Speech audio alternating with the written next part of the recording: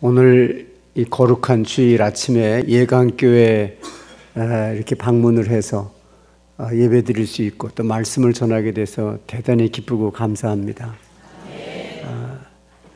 최덕순 목사님 생각이 나고 여기 오면서 최 목사님 이렇게 모습이 마음속에 떠올랐습니다. 근데 오니까 사모님께서 저를 친절하게 맞아주시고 따뜻하게 환영해 주시고 그래서 얼마나 감사한지 모릅니다. 또 우리 감리교 신학대학에서 20년 이상 봉직하셨던 정한채 장로님 아직도 청년이고 미남이세요. 저는 감리교 신학대학의 정 장로님 계실 때 뵐 때마다 감리교 안에 이런 미남은 또 없다. 근데 그냥 그대로 이렇게 아름답게 이렇게 계셔서 오늘 아주 천사를 만난 것처럼 반가웠습니다. 이 자리가 꽉 차니까 아주 참 좋습니다. 우리 최 목사님의 세 아드님이 어디서든지 목회를 출중하게 하시고 참 어디 가든지 칭찬받는 젊은 그런 목회자로 이렇게 부상을 하는 모습을 보면서 최 목사님 기도를 하나님이 다 들어주셨다.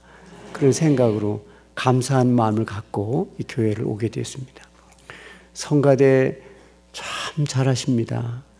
저는 이 화면으로 봤다가 또 직접 봤다가 그러는데 얼마나 성가를 은혜롭게 잘하시는지 저는 한 5분 동안 천국 안방에 들어갔다 온 것 같아요. 앞으로도 그렇게 잘하시길 바랍니다. 오늘 읽은 사도행전 10장의 말씀에 보시면요, 아마 성경에서 이렇게 믿음이 좋고 경건한 사람이 또 없을 것 같아요. 그 이름이 고넬료입니다. 그래서 성경 말씀에 이 사도행전 10장의 이 몇 절에 고넬료가 어떤 사람인지, 어떻게 하나님을 섬기고 신앙생활을 했는지 아주 분명하게 표현을 해줬습니다. 고넬료는 온 가족과 함께 하나님을 섬겼고요. 그는 항상 기도하더니 그랬어요. 항상 기도한 사람이에요. 구제도 많이 했어요. 전도도 많이 했습니다. 많은 사람에게 칭찬을 받고 사회와 불신자에게 좋은 영향을 끼치는 경건한 그리스도인이었어요. 그런데 고넬료의 그 아름다운 그 신앙이 어디서 나왔나? 항상 기도하는 데서 나온 것입니다. 항상 기도했다는 것은 당시 유대 전통에 의하면 시간을 정해놓고 규칙적으로 기도했다는 것입니다. 아침에 일어나자마자 하나님께 기도하고 또 아침 일을 시작하기 전에 기도하고 또 해가 중천에 떴을 정오에 기도하고 해가 넘어가는 오후 3시쯤 기도하고 6시에 기도하고 잠자기 전에 9시 기도하고 유대 전통과 초대교회 전통에 의하면 하루에 적어도 6번 시간을 정해놓고 규칙적으로 기도했는데 바로 고넬료가 그렇게 시간을 정해놓고 규칙적으로 약속한 장소에서 기도하면서 하나님을 섬겼고 그가 하나님을 단둘이 만나는 이 기도 시간에서 그는 하나님의 능력을 받았고 하늘의 지혜를 얻었고 거룩한 환상을 보았고 하나님의 세미한 음성을 들었고 천둥소리같이 하늘로부터 오는 계시의 말씀, 권능의 말씀을 들었습니다. 고넬료의 신앙의 모습을 여러 가지로 기록했는데 제일 중요한 건 항상 기도하더니 아침에 기도하고 저녁에도 기도하고 어제도 하고 오늘도 하고 좋은 일이 있을 때도 겸손히 기도하고 어려움이 있을 때도 낙심하지 않고 담대히 기도해서 하나님을 붙들어서 어려움을 극복했고 부자를 위해서도 기도하고 가난한 자들을 위해서 기도하고 교인을 위해서도 기도하고 불신자를 위해서 기도하고 나를 사랑하고 좋아하는 사람을 위해서도 기도했고 나를 미워하고 핍박하는 사람을 위해서는 더 많은 기도를 했고, 고넬료는 항상 기도하는 사람이에요. 항상 기도하는 사람. 넘어져도 기도하고, 일어서도 기도하고, 앉아서 기도하고, 걸어가도 기도하고. 하나님께서 그와 함께 동행해 가시고, 그를 통해 역사하시고, 그의 기도를 들으시고, 그의 그와 맺은 약속을 지키시고, 하나님의 뜻을 이루어주시고, 그 삶과 자손까지 축복을 해 주시는 것입니다. 항상 기도하는 사람이 승리합니다. 저는 아들만 넷이에요. 아니, 왜 이렇게 놀라세요? 옛날에 뭐 아들 5, 8, 그렇게 다 나셨잖아요. 아들 넷이면 재미가 있겠어요? 없겠어요? 그런 말씀 하지 마세요. 우리 최덕순 목사님 낸 아들 셋이 얼마나 훌륭한 목사입니다. 아들도 아들 나름이죠. 왜 이렇게 단정을 하세요? 아들도 훌륭하게 믿음으로 키우면 아름답고 행복한 아들이 되는 것이요. 딸이라도 신앙이 없고 불효하면 슬픈 자식이 되는 겁니다. 근데 이 아들 넷, 다 제가 낳은 건 아니에요. 둘은 제가 낳고 둘은 나중에 그래서 만나서 제가 공부시켜 목사가 됐습니다. 근데 제가 낳은 2 아들은 부모한테 잘해요. 괜찮아요. 그냥 속 안 새기고 자기들이 알아서 벌어먹고 삽니다. 자립은 해요. 근데 가끔 좀 부모가 섭섭해요. 왜? 고마운 만큼 모르는 것 같아요. 그래서 내가 뭘 달라는 건 아니에요.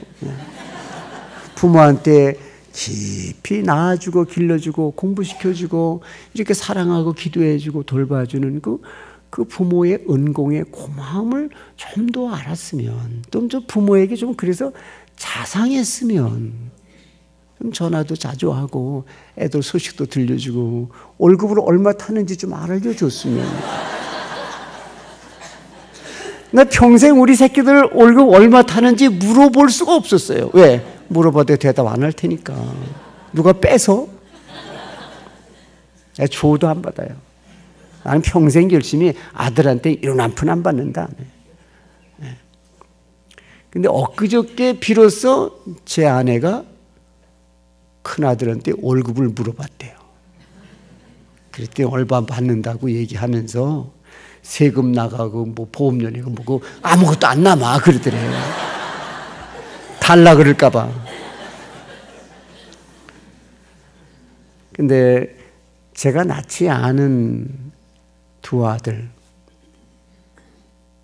그쪽 등록금 주고 공부시키고 돌봐주는 건데 참 고마워해요. 고하고 거지거든요.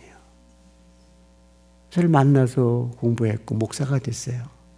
참 고마워해요. 효도해요. 스승의 날이고 어버이날이고 뭐 이런 좋은 날 찾아오는 자식은 내가 안 낳은 자식이에요. 효도해요. 근데 여러분 정말 자식한테 효도 받으려면 입양을 하세요. 내 새끼한테는 실망이 옵니다. 그리고 우리 최덕순 목사님 아들 셋은 빼놓고,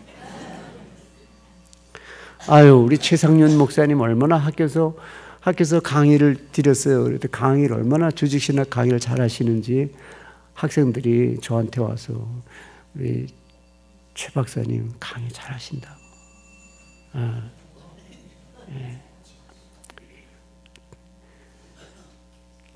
그래서 제가 이런 분은 학교에서 겸임교수로도 모셔야 되겠다. 그래서 제가 올해 겸임교수로 임명을 해드리도록 통과를 받습니다. 둘째 아들이 화양교회에서 얼마나 목회를 잘하시는지, 또 은정교회 목회를 참 행복하게 목회를 참 잘하시고, 우리 최 목사님이 천국에서 너무 기뻐하시겠다. 오늘 사모님 얼굴 뵈니까 세상에 이렇게 행복한 어머니 얼굴은 없어요. 얼마나 참 아름다우시고 경건하시고 젊으시고 밝으시고 그냥 아들 셋이 주는 기쁨으로 얼굴이 가득 차셨어요.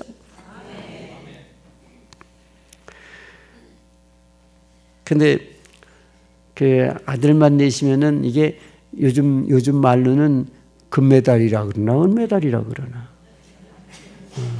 아니 동메달도 아닙니다. 이건 목메달이에요. 목메달. 차라리 목메달을 주는 게 낫다.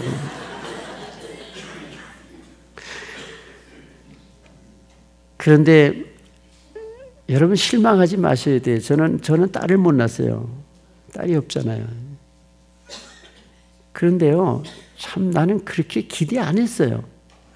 근데 제 며느리가 참 이쁘고 잘하는 게 많습니다. 장점이 많아요. 예, 아주 잘해요. 근데 그중에 제일 잘하는 게 뭐냐면 애를 잘 낳아요. 우리 며느리 그냥 결혼하자마자요. 결혼하면 이제 10개월 오는데 애를 낳잖아요. 우리 4개월 만에 낳았어.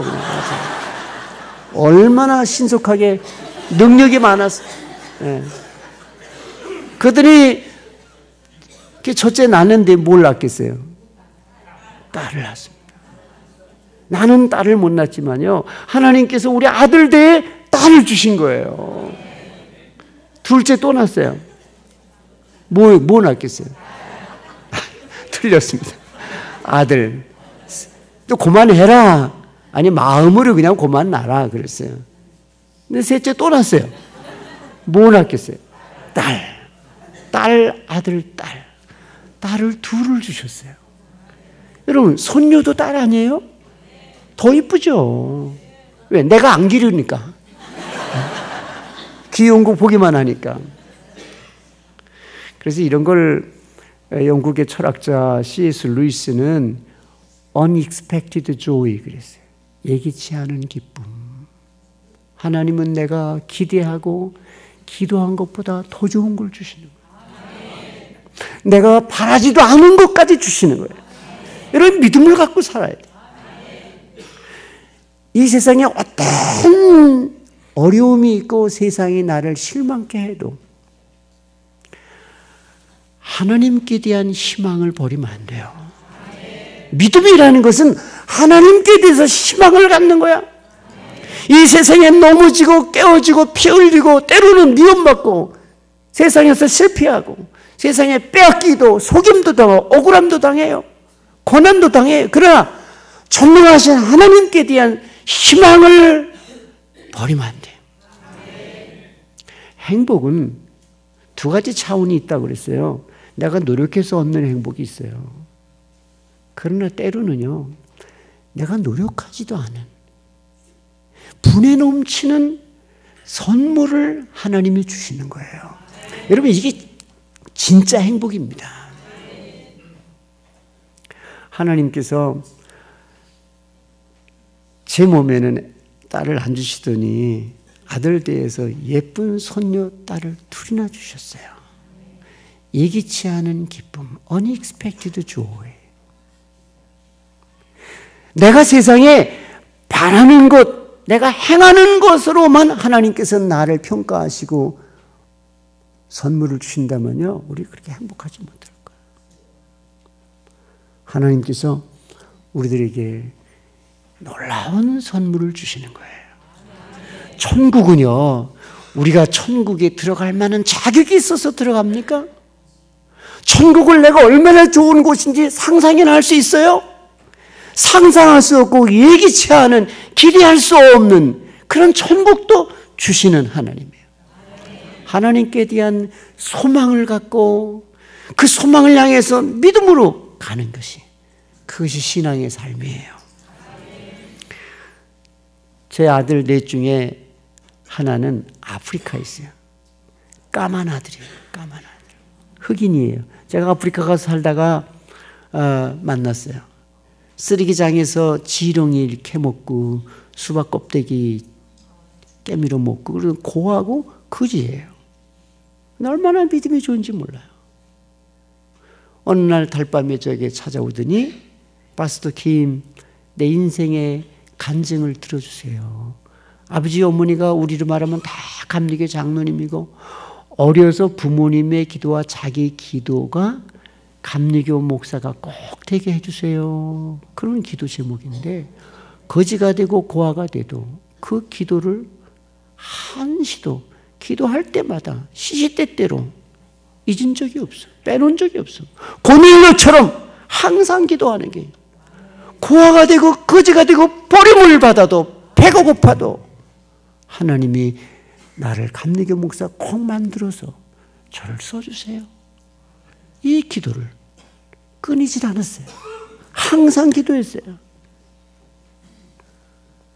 저를 만났어요.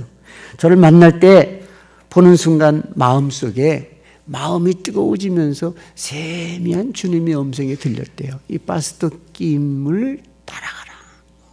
이가 너를 신학교에 보내줄 것이다 라고 음성을 들었으니 신학교를 보내달라. 그래서 신학교를 보내줬습니다. 제가 아프리카를 가면 이 조셉하고 같이 손을 잡고 이렇게 다녀요. 그래서 사람들을 만나면 저를 소개합니다. 우리 아버지라고. 제 어깨, 키가 저보다 한 30cm는 크니까 어깨를 두드리면서 또 이렇게 허리를 꼭 잡으면 손을 잡고 우리 아버지라고. 그런데 저를 아버지라고 소개할 때 그 표정을 보면요, 얘는요 진짜 내가 자기를 낳는 줄 알아요. 그렇게 믿음이 좋아요. 사랑이 많고 그 고난이 가득 찬 그 아프리카의 목회에 바쁘고 힘든 상황 가운데서도 항상 희망이 넘치고 담대한 믿음으로 살아요.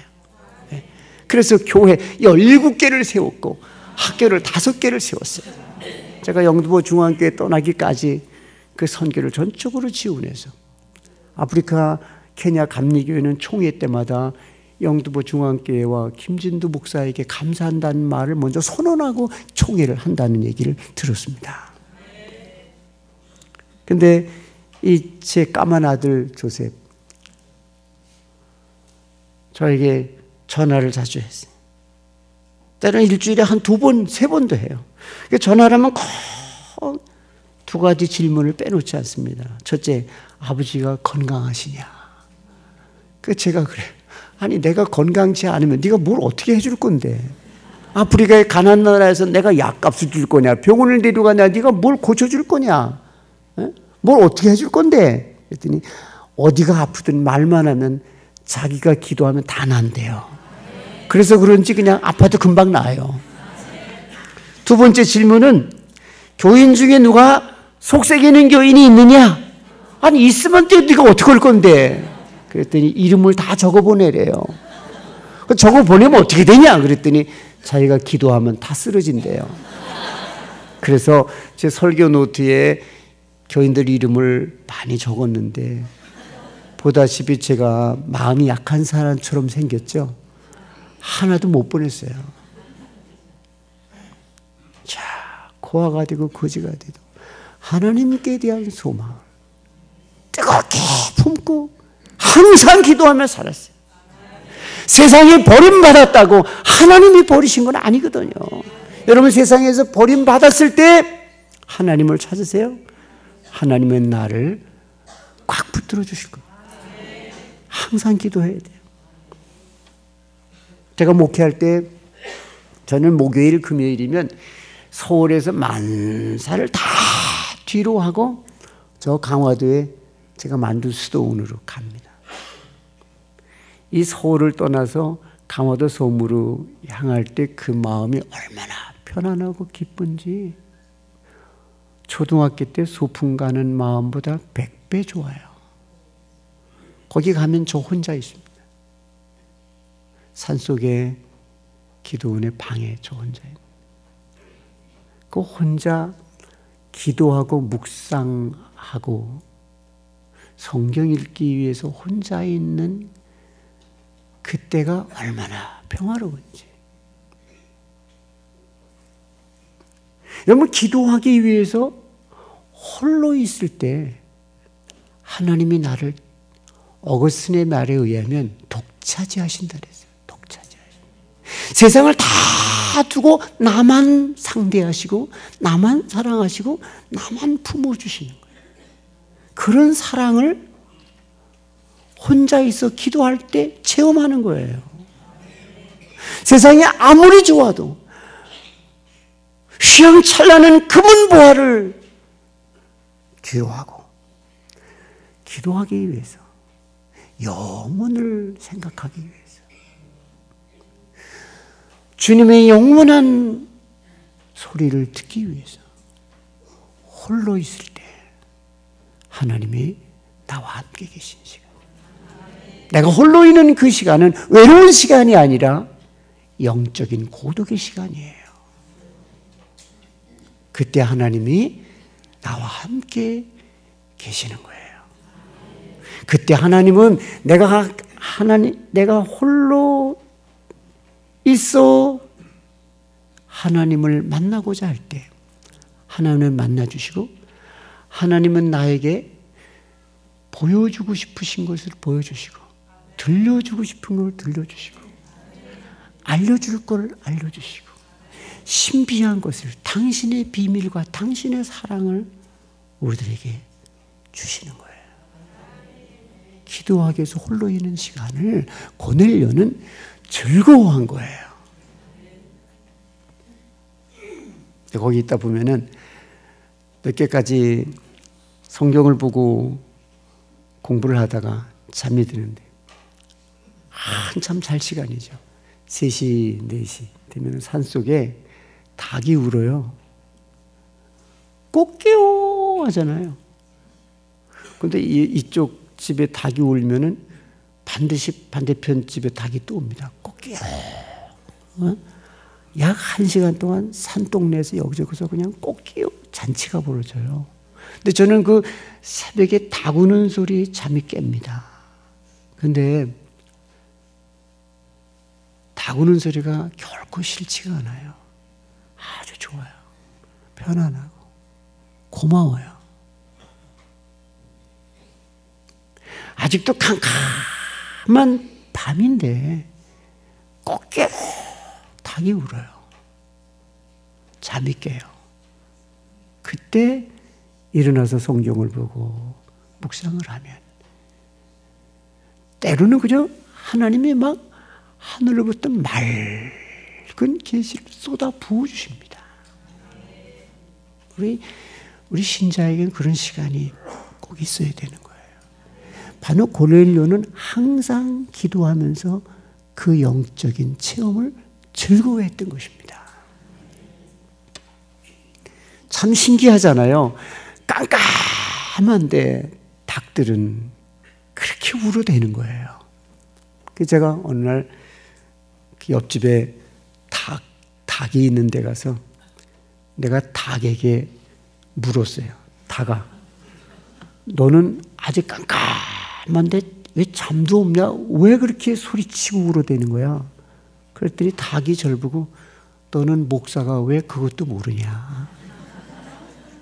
아직 깜깜한 밤이지만 내가 소리쳐 울어대야 이 깜깜함이 물러가는 거야. 아직도 깜깜하지만 내가 소리쳐 울기 때문에 동쪽에서 태양이 떠오르는 거야. 닭, 내가 울지 않으면 이 어두움이 물러가지 않고 태양이 떠오르지 않을 거야. 사명감을 가지고 내가 우는 거야. 깜짝 놀랐어요. 왜? 닭이 그렇게 논리적으로 말을 잘하는 줄은 몰랐고, 그리고 정말 이 칠흑같이 깜깜한 이 어두움이 어떻게 이게 물러가고 태양이 떠오라 밝은 날이 오는지 나는 그때 아는 거예요. 닭이 안 울면 태양이 안 뜹니다, 여러분. 내가 어디 가서 얘기했더니 총장이 어디 가서 거짓말했다고 그러더라고요. 이거는 영적 상상과 비유예요. 여러분, 마음이 어두울 때, 가정이 어두울 때, 세상이 어두울 때 울어야 돼요. 소리쳐 기도해야 돼요. 고넬료처럼 그럴 때 의의 태양이, 사랑의 태양이 우리 삶 속에 떠오르는 줄 믿습니다.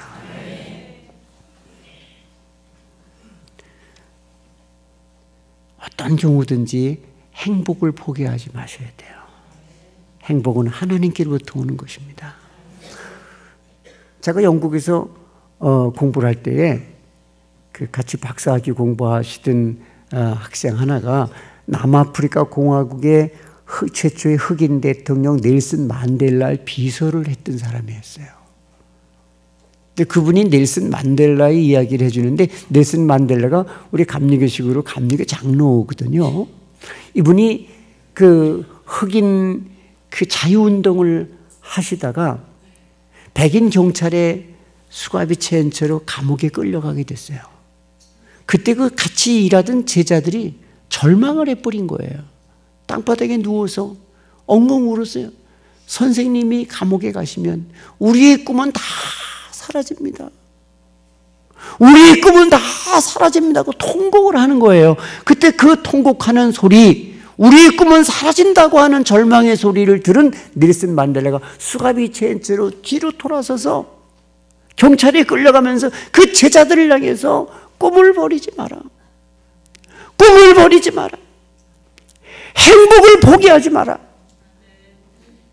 행복을 포기하지 말고, 꿈을 버리지 말고, 기도를 중단하지 마라. 외치면서 안 들을 때까지, 안 볼 때까지 작별을 했어요. 첫날 감옥에 들어가서 첫날 밤 잠자기 전에, 주여, 이 종에게 내일 아침에는 감옥의 문을 열어주소서. 근데 그 다음 아침에 아무 일도 안 일어났어요. 그 다음날 똑같은 기도를 27년을 했어요. 27년이 채워지는 어느 날 아침에 항상 기도했던 이 넬슨 만델라에게 하나님께서 감옥의 문을 활짝 열어 자유를 주셨고, 나가서 흑인 대통령이 됐고, 개혁이 이루어졌어요. 참고 기다리며 기도하시며 매사에 승리하는 여러분이 다 될 수 있기를 바랍니다. 제가 이탈리아에 오래전에 갔는데 성인 프란체스코 고향 아시지를 갔어요. 거기 제 앞에 그 가톨릭 신자들이 어떤 젊은 신부의 안내를 받아서 그 성지를 이렇게 순례를 하더라고요. 그 젊은 신부가 프란치스코 성인의 이야기를 들려주는 걸 제가 들으면서 이렇게 하는데, 뭔 얘기를 하냐면, 성인 프란치스코가 산속의 골짜기의 어느 동굴 속에서 머물며 금식하며 기도하며 살았대요. 근데 어느 날 겨울에 제자들이 우리 프란체스코 성인께서 얼마나 외로우시고 추우시고 배가 고프실까 해서 음식을 마련해서 제자들이 함께 등불을 켜고서 산 골짜기로 동굴을 찾아 올라가는데, 산 골짜기로 들어섰을 때 태양 같은 햇빛이 그 골짜기에 비치면서 환해지더라는 거예요. 그 빛을 따라 올라가니까 그 빛이 어디서 쏟아지는가 하면 프란치스코 성인이 기도하시던 그 동굴 속에서 빛이 쏟아져 나오더라는 거예요. 프란치스코 성인에게 다가이 갔더니 프란치스코 성인의 얼굴에서 그 빛이 나오더라는 거예요. 여러분, 항상 기도하던 고넬료의 얼굴이 어두웠을까요? 빛났을까요? 빛났죠. 그 얼굴을 가지고 항상 기도해서 항상 하나님을 뵙는 그 빛나는 얼굴을 가지고 일가 친척을 만나고 사랑하고 구제하고 도와주고 섬기고 친절히 대했어요. 전도했어요. 다 모았어요. 베드로를 불러서 말씀을 듣는 그 순간에 성령을 받았고 세례를 받았죠. 항상 기도하고 항상 하나님의 삼위일체의 모습을 뵙는 이것보다 더 큰 축복이 어디 있겠어요? 항상 기도하며 항상 하나님의 얼굴을 뵙는 그 빛나는 거룩한 얼굴을 가지고 행복한 얼굴을 가지고 사람들을 만났어요.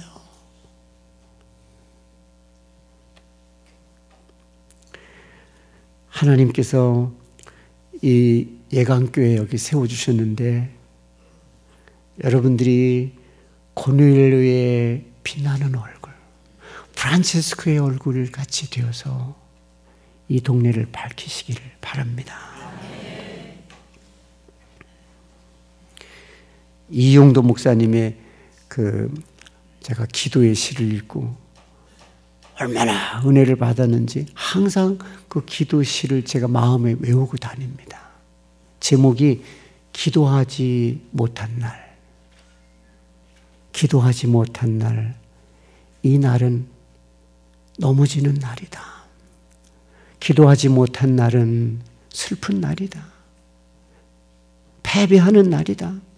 기도하지 못한 날은 어두운 날이요, 불행한 날이다. 오 주님, 나로 하여금 내 일생 기도하지 못한 날이 하루도 없게 하소서. 기도하는 날, 이 날은 좋은 날이다. 기도하는 날은 평안한 날이다. 기도하는 날은 승리하는 날이다. 기도하는 날은 행복한 날이다. 오 주님, 나로 하여금 내 일생 기도하는 날만 살게 하소서. 여러분, 꼭 고넬료 같이 항상 기도하는 사람, 항상 승리하는 사람, 하나님께로부터 주시는 은혜의 선물로 이 세상에서 가장 행복한 하나님의 사람들로서 살아갈 수 있기를 축원합니다. 성부와 성자와 성령의 이름으로 아멘.